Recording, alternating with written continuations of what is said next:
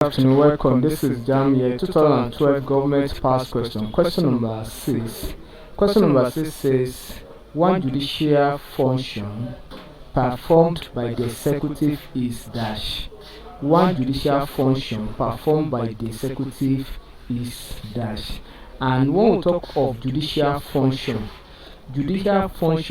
is to adjudicate, that is to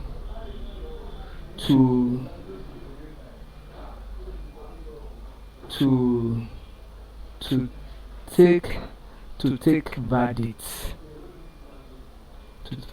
or pronounce verdicts.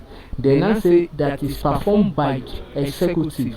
Executive here can be the president of a country or governor of a state. Is that A, granting of amnesty, B, implementing judicial orders, C, ensuring obedience to the law, D, appointing judges.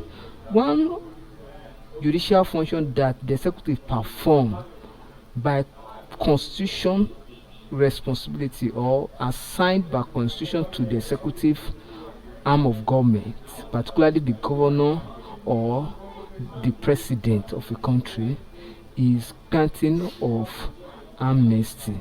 So option A is correct. Thank you and God bless you. Kindly subscribe for more videos.